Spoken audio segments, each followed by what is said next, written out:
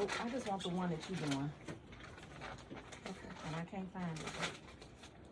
I still can't find it. Mic check.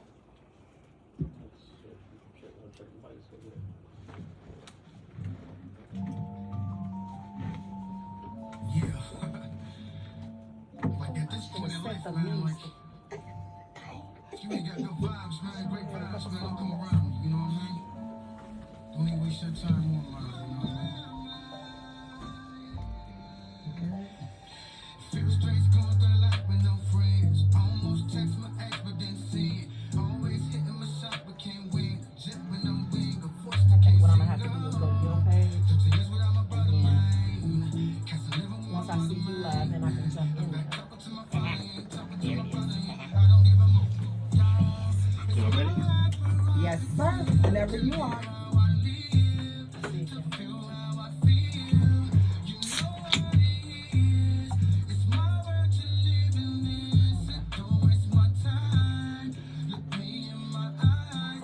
Five, four, three, two.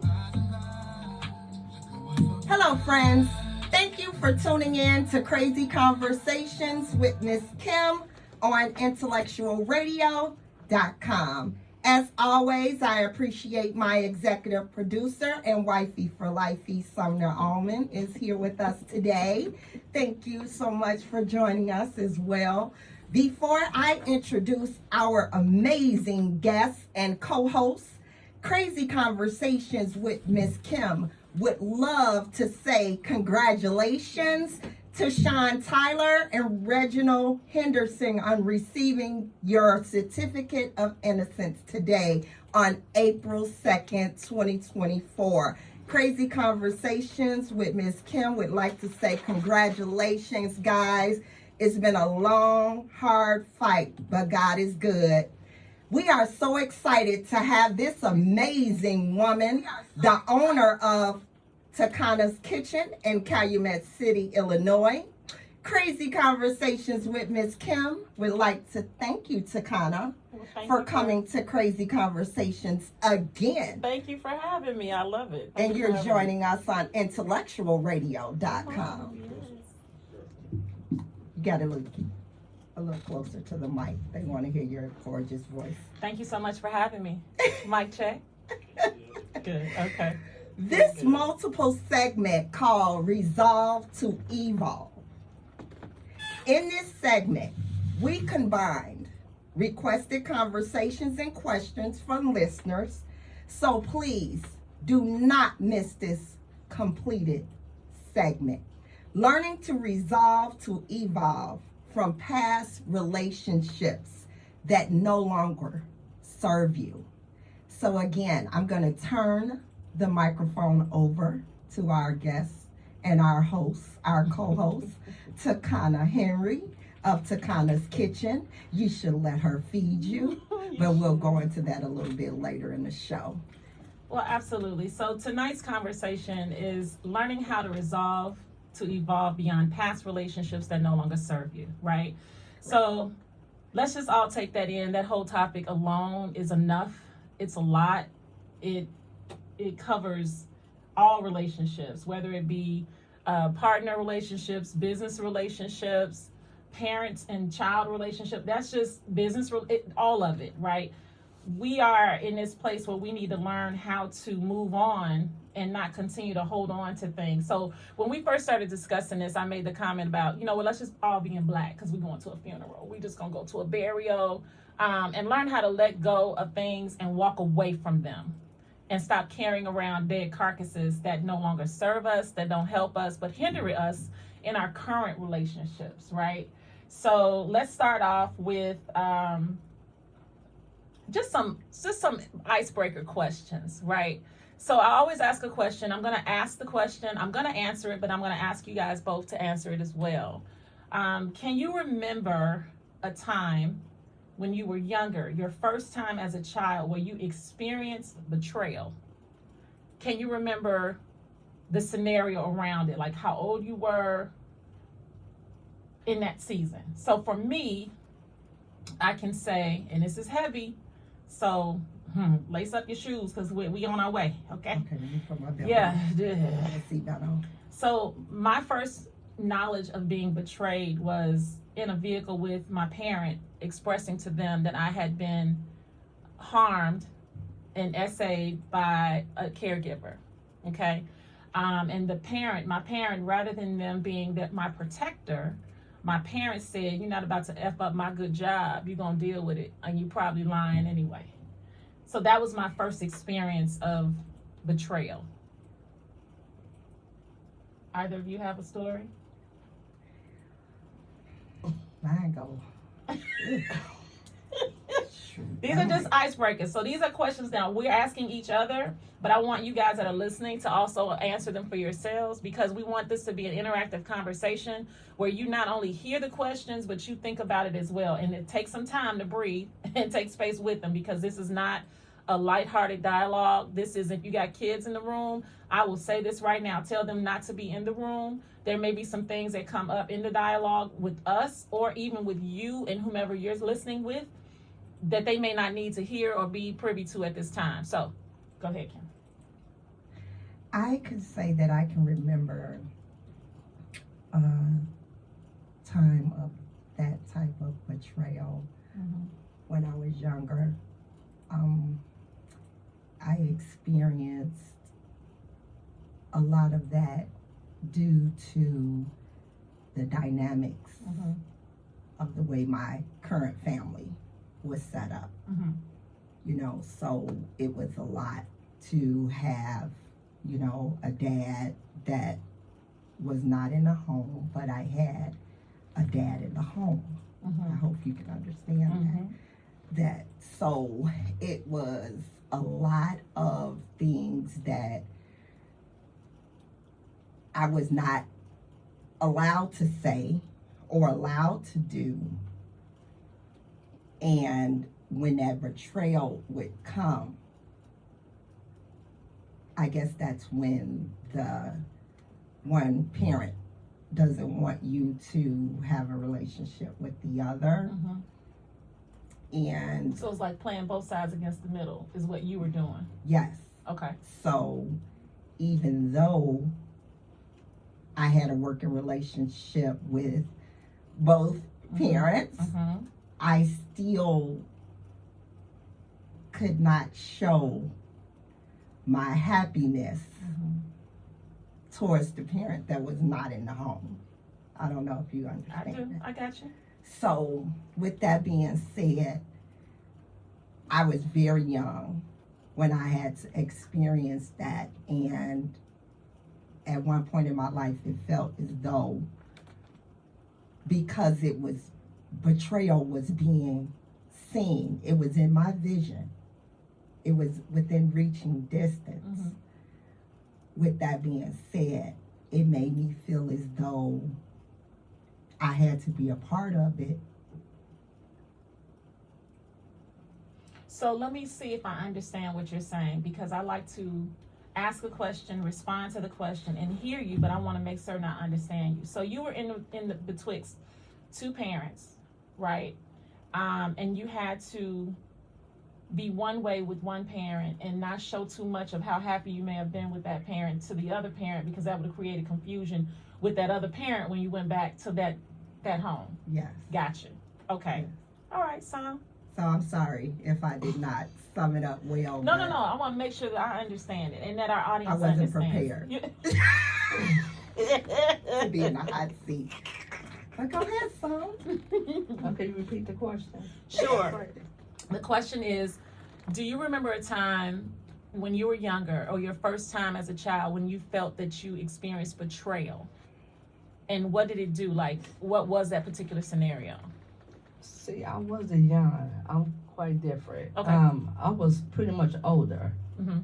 when my same sex came out because I first told my dad. Okay. You know, I did tell my mom. So, you know, some parents, some moms, because moms are moms, and they think that, you know, with girls, should share them with them first. But back in the day, in the 90s, the early 90s, you know, same sex wasn't popular like it is now. You know, you couldn't be able to come out to your parent, you know, let your parent know. So when I came out to my father, like I said, I told my father when I was young. But when it came out, like, towards my mother, you know, she was different because she was like, you know what, you know how people say that you're pretty? So it's like, mom's like, well, I guess figure like, why couldn't I tell her first? Mm-hmm. But it was different because of, I know the reaction that I got from my dad, from my mom. You know, sometimes dads are laid back. My dad was real laid back. I could talk to her about anything. I was scared to tell my mom just because of her father. Okay. But my mom didn't have no issue with it, but you have, saying a parent who might justify it. So that's why I did tell my dad, just because I could share anything with my dad. Right.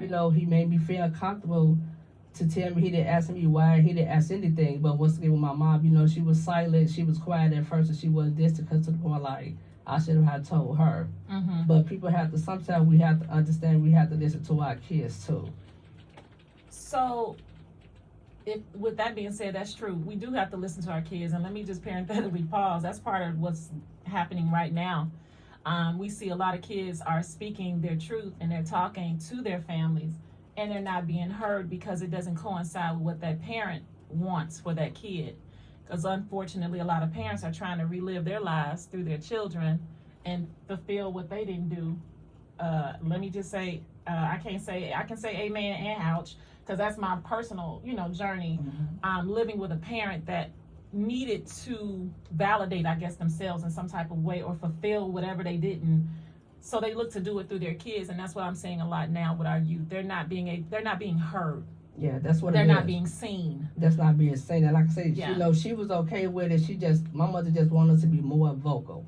Mm-hmm. She wanted us, don't have anything from her. That's one thing I could say. She's like, whatever it is, you can come and tell me. There's nothing more embarrassing after that situation happened. Mm-hmm. Because I was being distant. And she like, don't never keep nothing secret, because I would never be, embarrassed of my kids. Right. We know about church, so that's why I'm saying sometimes you have to be careful and you have to be open, honest with your parent. And sometimes parents, you have to be open ears to your child. And allow the child to be who they are. Who they are, and let them tell them. You have to let them talk how they want to talk. Right. Yeah. If they come respectful, not disrespectful, let them express how they feel, because these kids nowadays express different from us. They do. Yes. They express different, so they do come out and say, well, I like this, I like that. Sometimes just listen and pay them attention. So here's the question then, because I totally agree with that. How did we, and I'm going to answer this first.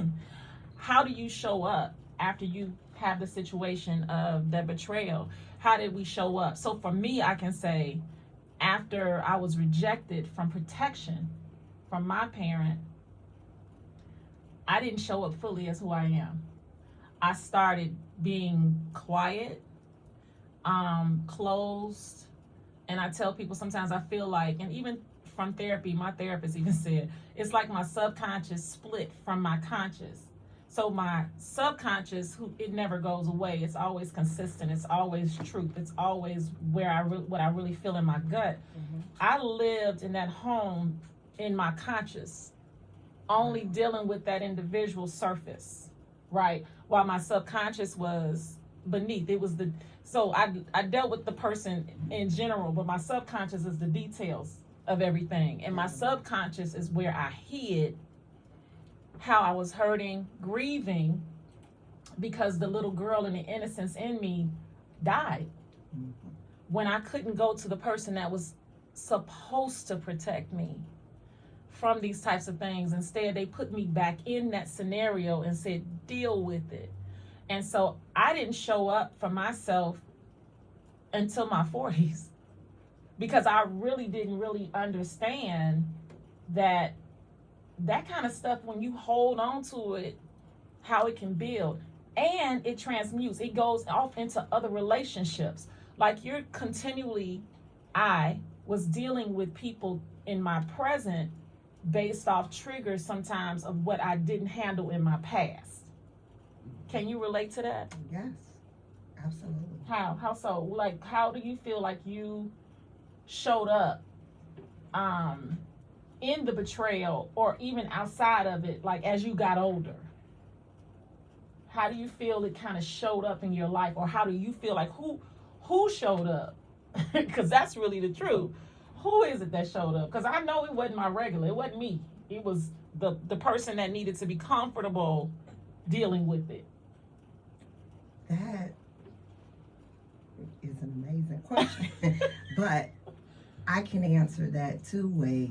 I think when the betrayal was present, Mm-hmm. I had to show up mute. Mm. That means Take a that breath, Jesus, right there. when I had to show up mute, that means I could not discuss Mm-hmm. that other parent. I cannot discuss what I did with that other parent on my time away. Mm-hmm. And it was hard Mm-hmm. because, again, I was in a situation where I was loved by two dads. Two dads. And again, to see one so happy to have me in the household and to see someone else unhappy because I'm not in their household. Okay, let's stop because I'm looking at your eyes. Let's take a breath. It's Let's take a it's breath. rough to even have Yeah. to, and you know, But seriously, it's it's real. not- it's not easy Mhm. to talk about some of these things that I have to address with listeners. So the best thing that I can give them is a real life scenario. Right. And I feel it's only fair. If they can share it with me, I can share it with them. Mm-hmm. So, you kind of explain how you showed up because,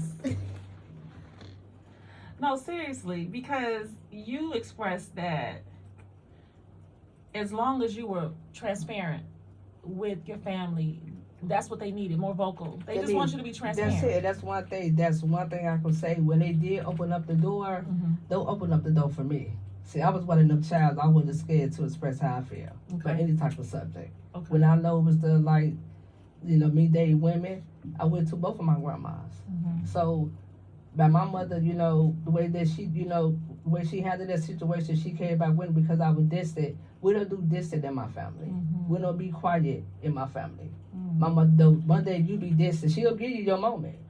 But baby, she coming to your house. That's a freedom. That's a freedom a lot of us were not in our age range. That's a freedom that I can say a lot of the people we were not afforded that. It's do what I say, do. I don't want to hear your mouth. Do as I say, not as what you see, and just accept whatever it is. And then, and this was the other one. I know y'all heard this. Whatever go on in our house, don't nobody else need to know outside our house. Yes. We just supposed to deal with it, Yeah, right? so I shut down, and she was like, "Oh no, we don't do that." So that's what I'm saying. So when I shut down, it let her know that I was serious about my life. Mhm. And then when she saw that I was respecting myself, Mhm. that's all what she wanted, for me to respect me and to accept me. Don't get accepted by her. I don't need accepted by what God say. Mm. So she started putting that in it. You never have to be accepted by me. Who am I? So that brings me to this next question. Like, for me, like I said, I felt like I shut down. I got quiet, right? Because I didn't feel like I was being seen. And so the question is, how did you maneuver in that space if you felt like you were not being seen? For me, I can say, I know for a fact I overcompensated and everybody was my friend. Everybody outside of my home, I made quick, fast friends because I just needed somebody to be a companion. And how that continued in my dating life, I'm considered still a serial monogamist. My first boyfriend I dated from 8th grade to sophomore year of college because I just was like, this is my friend, this is my family, I can be who I am with them. They all thought I was, a lot of really funny and comedy and and at home, I ain't say nothing. I gotta sing today, okay. I gotta play the piano, okay. But other than that, there was no conversation, no personal. No personality, not just personal, nothing, just no personality. So how did you what did you do when you didn't feel like you were being seen? Because you mentioned you had one side where you can just be yourself and be yourself authentically, and then you had to go to the other side and not make this side feel any kind of way because you were having such a great time over there with that side. Like, how did you navigate that, not just as a kid, but as you started getting older in your relationships? Why you keep getting Good me question. first? Okay. Let me go to something. I was trying to stay in Crazy order. conversation, no. And then something like, repeat the question, ooh, please, ma'am. So the question is, how did you show up and how did you navigate who you were, how you presented in other relationships as you got older, learning from that place where you were of having to, what do I call it, code switch, basically, because that's really in a nutshell what it is. I think it took me through phases in my life where I showed up probably clingy, Mm-hmm. you know, and sometimes that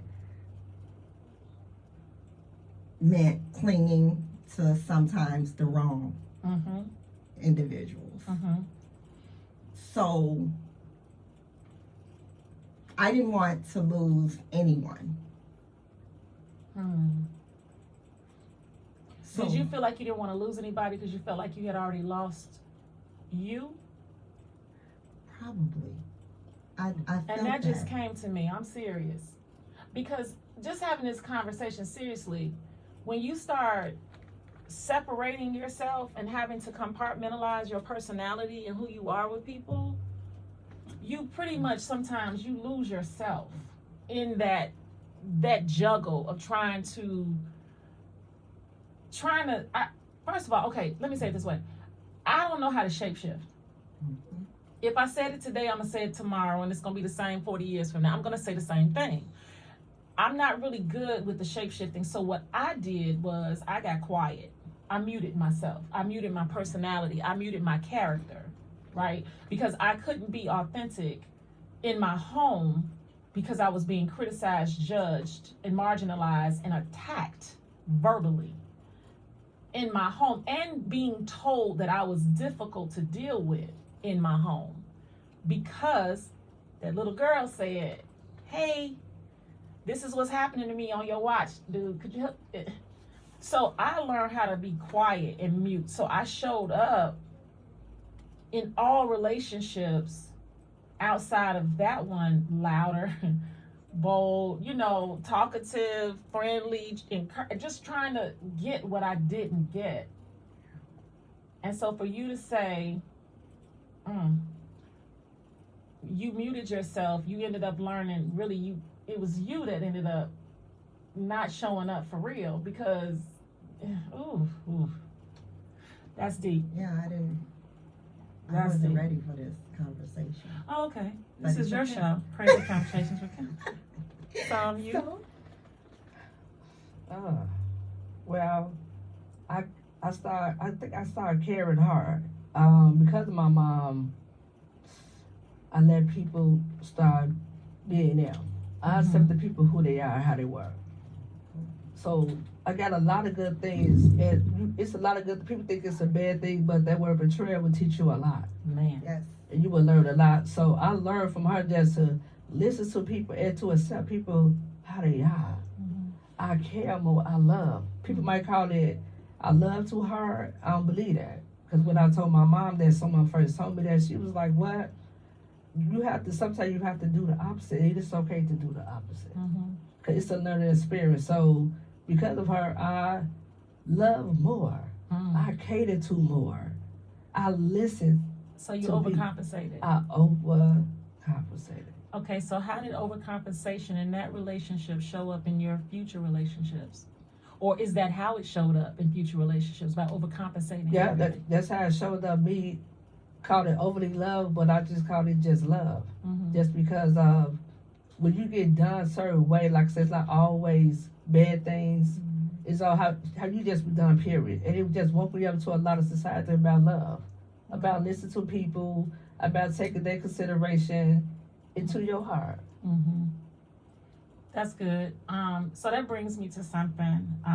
First, let's just take a breath because that is a lot, right?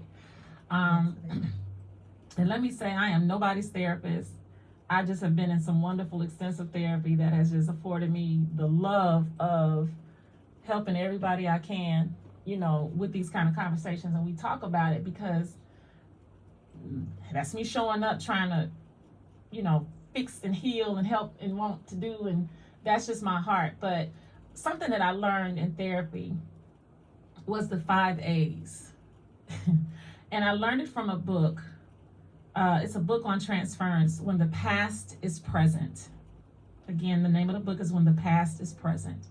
And it speaks about the 5 A's. And the 5 A's are acceptance, allowing, appreciation, affection, and attention.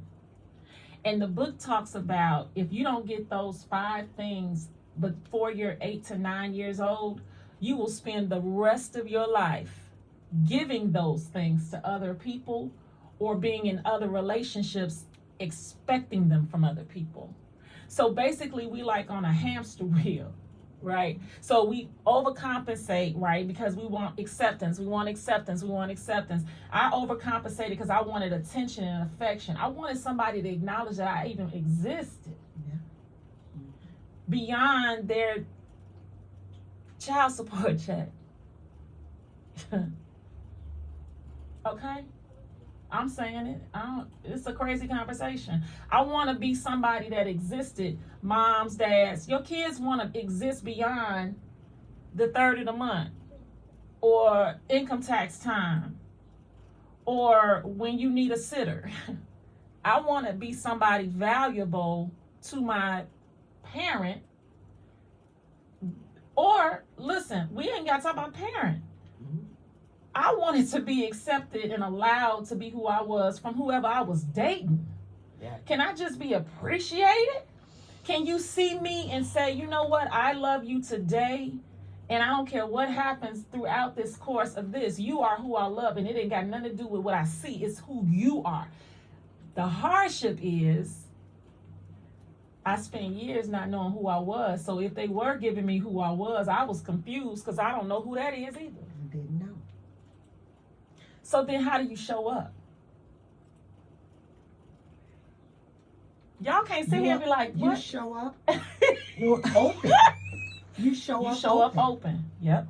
Open wounded or just open, like what kind of open? When I crazy conversations. What? Open.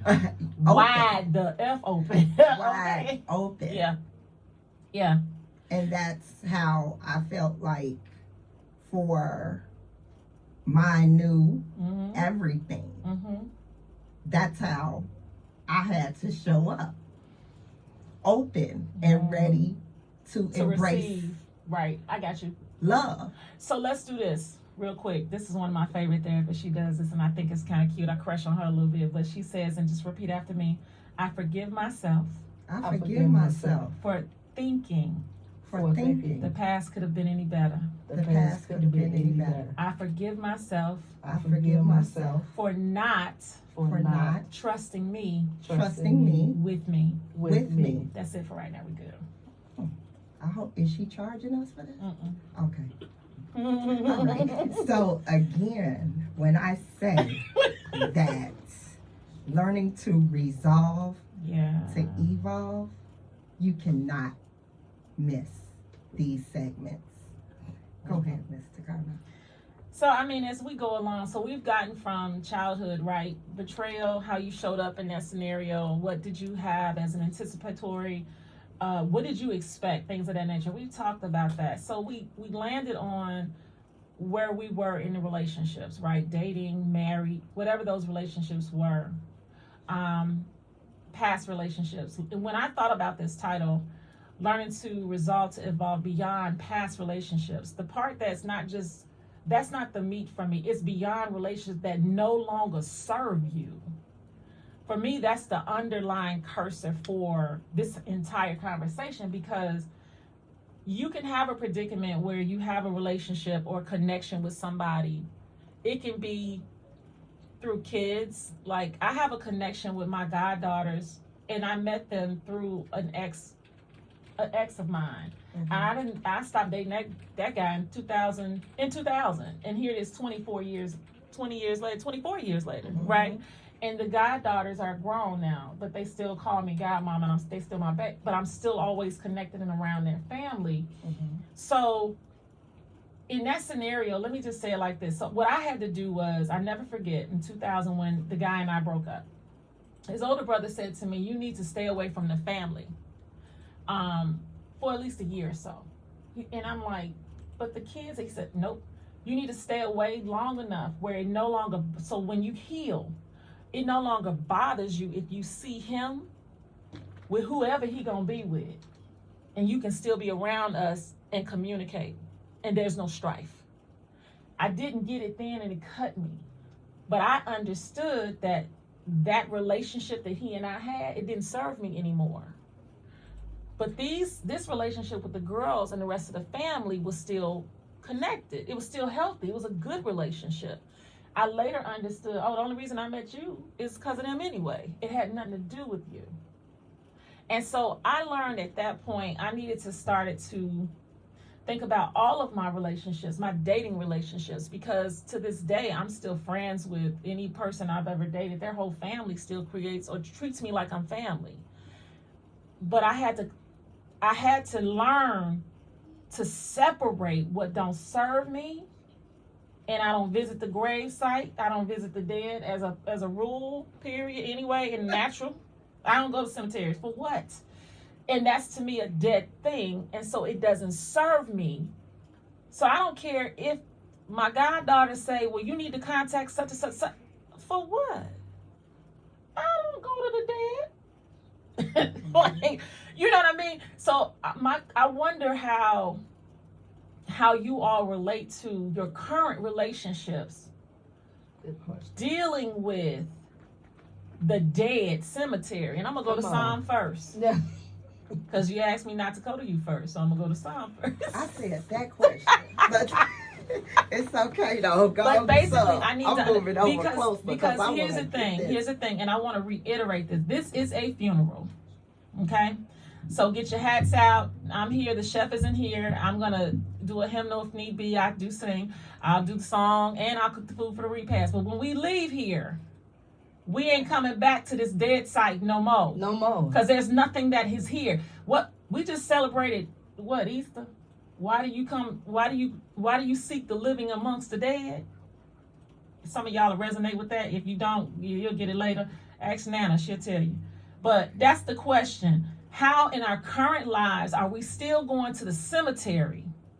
And how is going to the cemetery crippling our current relationships? How is that?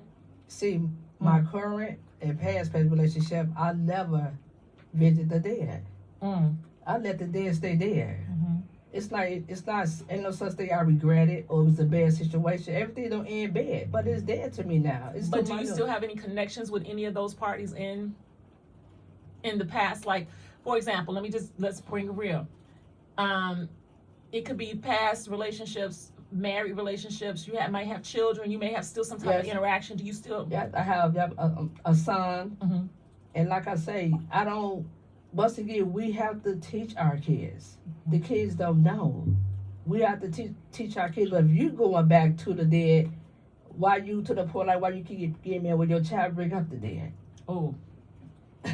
So I'm going to the cemetery, me as the adult, and I'm watering, right? And I'm putting new fresh flowers out weekly.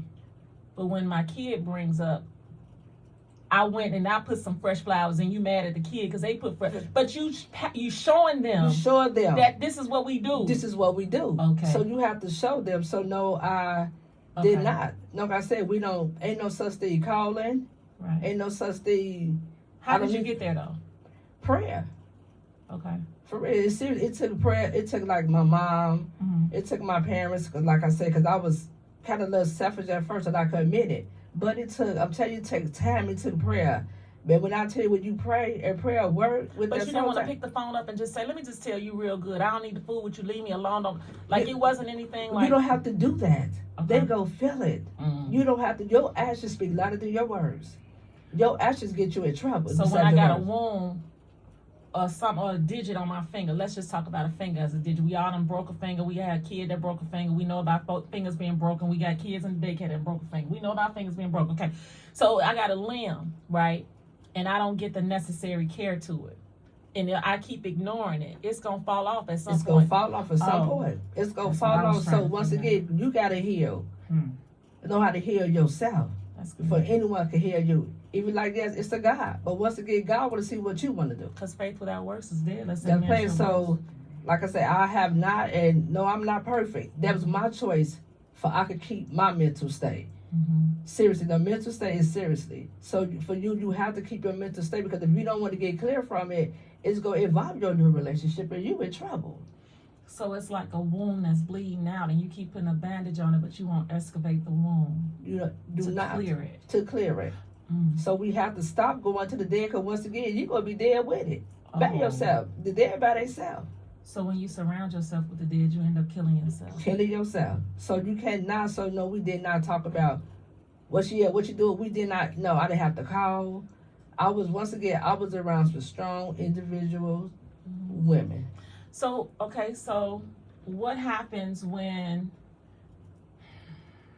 Kim will tell you, she have no interruption. Period on my part. No interruption. With none of my relationship. No accident. Look, I'm over here trying to figure this shit out before it's my turn. But It's I'm your just saying. turn. I'm It's your sorry. turn. So how do I got the $2 today. So here's the we got thing. the tip jar. So then, Kim, I'll turn it to you and I'll ask you another question. I'll phrase it a different way. Okay, same question. How do you? Spraying hairs in my eyes. Let's go get the question together. Yeah, get it together. How do you navigate your current relationship with cemetery clothes near?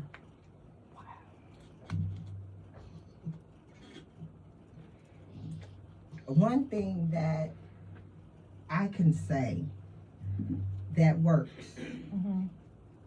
in my life is that it took a lot of prayer for me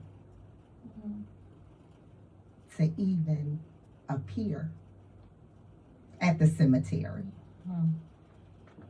Put it like that. Some things people want I get to that. still live, even though it's not with them. But at one point in my life, I knew what I needed and what was holding me back. So I cannot, no matter what type of functioning relationship that I had with family or past relationships, I left in good standing. I should have a certificate of good standing. But the one thing that I learned was to allow that new person to get to know that family and get to know those people. I don't feel as though that's not my place anymore. You know, we've had our time and it's time to grow. And in Wash order your to hands. grow, Yeah. you have to move. And in order to break certain soul ties, you have to make certain accommodations in your life, especially if you want that completed peace. So let me interject real quick because you just said something and I gotta pause on it. I need to know if we're getting a bill for this. Okay. It's okay. Go ahead. So a soul tie. I liken a soul tie to my situation as an adult needing the nature nurture from my mother. And I liken the soul tie when I finally got free. I liken it to an umbilical cord. an umbilical cord that she had cut in 1979 that I was still trying to hold on to for life. And so I showed up needing nature and nurture. Ooh. I showed up in every relationship needing nature and nurture because I didn't get it, and I was holding an umbilical cord, wanting and needing in desperation to have the love that I knew that I had in me reciprocated, which is why I was a serial monogamist. Because when you're a serial monogamist, you don't care what go on in that scenario. You're going to hold on for you get it? Mm-hmm. So that's a soul tie. But I had to identify that soul tie was not from those current relationships. That was from back then. That was from the grave site. So I think when we talk about learning how to resolve to evolve beyond past relationships that no longer serve you, we need to individually identify what that soul tie was, whether it's an umbilical cord connection and who you connected your cord to, and who no longer serves you that you connected. Because we all done hitched a ride with somebody that didn't want us there. We just was like happy to go, right? We all have, in so many ways. We got friends that we know good and darn well we ain't had no business being with them. Had we stayed friends with them, we might be in jail somewhere. We might be in the grave because their life wasn't congruent or aligned with ours, but we were so enthralled with the connection. Told you, clinginess. I was clinging. And overcompensating and just trying to, here I am, I'm a your shiny bear. You know, we were caring to anybody that would be there to accept it, right? So again, this may be more than one conversation. This conversation has layers, y'all. It is not a one and done. It is not easy to discuss. And I'm going to tell you something. I have gone through hypnotherapy, which helped me to understand the past and how it needed to be unearthed. Had to go to the gravesite so I could wake up the person that I tried to kill off, my conscious, because the subconscious was like, we up in here. We ain't going nowhere. We remember it all, you know. I went through that to learn how to deal with the triggers. Then I went through a medium because I had never had an actual contact with my biological father because of the lie that I was told that he didn't want me. And he did.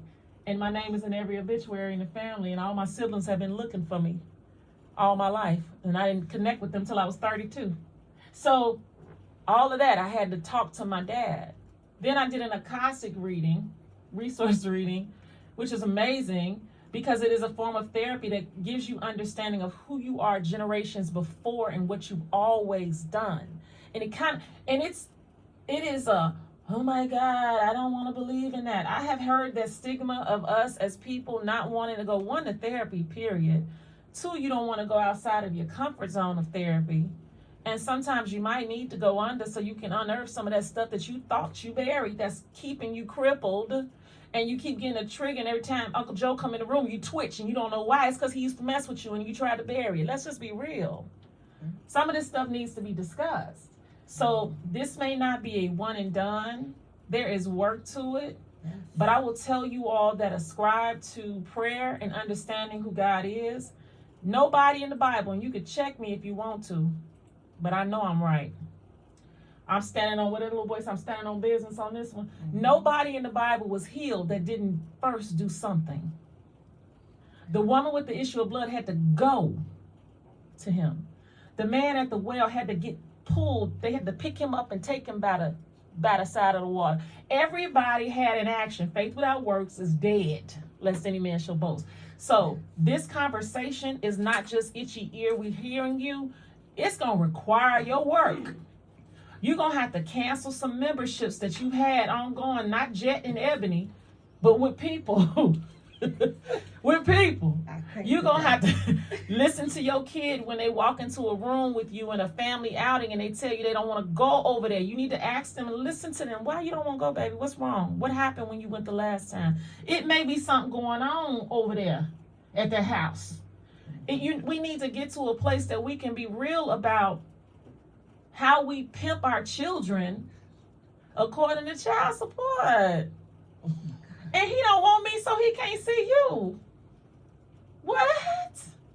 Where that come? What that don't even make sense to me. But it's a layered conversation because some of that stuff that I just said is serving some people that are listening, or you think it's serving you.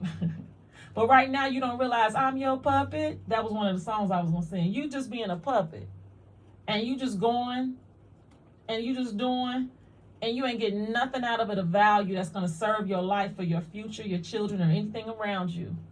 Because you too busy, mad and dramatic because he ain't called when he said he was. He ain't bring the clothes over here like he said. Or he calling this one and I'm sick of him calling my kid. And why he got to quit? Why are we with our dead clothes on? I just want us, we just had a whole Resurrection Sunday. Can y'all take off the dead clothes Now. today? Not Leave them, tomorrow. and you ain't no altar. You gotta leave them at. Where you at right now? Take them off. Like, I'm sorry. I'm glad I can't see you because I want you to get dump this road. But you know, I Leave just those want kids alone. Leave those kids alone with their parents. leave them. Leave Let just those be kids peace. alone. Because at the end of the day, what you don't realize, fathers, mothers, aunties, uncles, whomever, Nana, some of y'all grandmamas is a problem too. We'll get to y'all later because I ain't scared of you. I'm 50. I ain't scared of none of y'all. I'm trying to get there. Girl. But what I'm trying to get you to understand is you need to realize that the person that's being hurt by it is the child, because the child is a sponge. They're absorbing. A sponge, when we say that, we think about it just wipe up stuff. Now, let me tell you, it absorbs. I want you to get the dynamic of that 3D. It absorbs. Your children are absorbing your behavior, your mannerisms, your character traits, what you're picking up, what you're putting down, how you treat people. They're observing and they're emulating you when they're outside of your care. If you ever want to know how your kid, I was a teacher for 20 years. If you ever want to know how your kid acts when they not in school, how you act when you at your job, that's how they act. If you showing out, they show it out. If you going off on folks at random, that's what they do. If you just come in with attitude and throw something, that's what they do too. Trust me. So there's levels to this dialogue. This is going to cost you something. I suggest, if you're really serious about it, I want you to stay tuned because we're just hitting the tip of it. But I want you all to really think about, do I really want to resolve? Resolve meaning put to rest, get to a conclusion. Do I really want to conclude this BS that I'm doing so I can evolve, grow up, grow the up, grow up? That's what evolution is. You grow up. Do I want to put this crap down so I could grow up, so I can move past the grave? Because it ain't doing nothing for me except creating more of what I'm not even wanting to be bothered with. And I promise you, when you move it to the side Mm-hmm. and when you grow up, Mm-hmm. watch how you glow up. Yo, baby, can't nobody get in your... I tell people all the time, I'll never in my life have an accident with people. You know why? Because I have a lane that I've carved out for myself, and ain't nobody else in it but me. And I can't nobody outdo me being me. And the only competition I will ever have is me yesterday. And I'm going to outdo her Every day. every day. Every day. But are you willing, audience, listeners, us? Because it's not like it's a one and done. We still growing. We still evolving. Every day you got breath, you have an opportunity to do something new that you didn't do, or do something better, or be a better person, or go out of your way to say, you know what? But not in the sense of, I need you to accept me. Not that. Be you. But just give, because you know what? I don't even care. It don't mean nothing to me, baby. You got it. So is there anything that you would like to say that you didn't get to say on the questions and the concerns with today's topic? Well, for me, like I said, I had very good therapists that I was able to kind of unearth a lot of things, right? I found out some things during this journey from family members that were very dogmatic and negative about who I am as an individual and lied to family and just defame my name. And so I promise you, when I finally got clarity on it, it also gave like it closed the door on it. It closed any opening or any desire or want for me to continue to that umbilical cord, right? And I realized that I wasn't crazy. I knew this person was doing this. I knew it. And all along, I kept trying to appease other people to try to forge a relationship because they kept saying, well, it's just right to have you. Lie. If it don't serve me, I don't care what it is. So I've said a lot today. My journey has been one that has evolved into something it's beautiful. I love my husband. It's been my best friend 21 years. Like, I can say anything to him, with him, and we're very transparent with each other. And I think because we've been friends for so long, it just makes it much easier. Yes. It makes a difference. Component. It really does, because I don't like myself every day. Some days I'm like, ugh. And I feel like that about him, but I love him all the time. And I'm glad that he's my friend. And the other good thing is when we get into these hard spaces of conversations, I'm not his wife. I said, your friend said she don't think that you should do, and he'd be like, well, your friend thought about it too. You know, so we completely remove those titles so that we can get over the, but you're my husband and you're supposed to do, no. And I told him the other week, a couple weeks ago, we had a little tough moment. I said, you know what? If your wife ain't doing what you think, y'all ain't even been married that long. Why don't you divorce her? You shouldn't be with nobody that ain't good for you. And I'm your friend. I don't want you to be with nobody that don't make you happy. And he looked at me and said, oh, that's what I'm supposed to, you want me to divorce my wife? I actually love my wife. It changed the conversation around. You know, and so you have to learn how to show up and present a certain way. Be your authentic self in all scenarios. And if there's anybody in your life that you can't be who you really are, It's a problem. they need to go to the gravesite. Yes, it's time for you, because And a lot leave of us lost us. Huh. This is the time for you have a mate to let you be you, Man, listen. because it's one out of a million. It is. So you have a mate let you be you. Get out there skeleton. You Get have to out know of who it. you have to let it go. You have to realize who you was born and how you was born and what you was born as. See, the problem is a lot of us, we don't suffer COVID, right? So everybody was isolated and stuck in the house, like, you know, couldn't go nowhere. And so, you know, they came up out of the scenario and they trying to figure out who they are and who the person is that they was with. Now, take some time now to figure out who you are, period. Yeah. That's most important. That matters. Matters most, yeah. It does. It does. I appreciate this conversation. I wasn't ready, but I appreciate this conversation. It helped not only me, you know, we all have triggers. We all need to heal.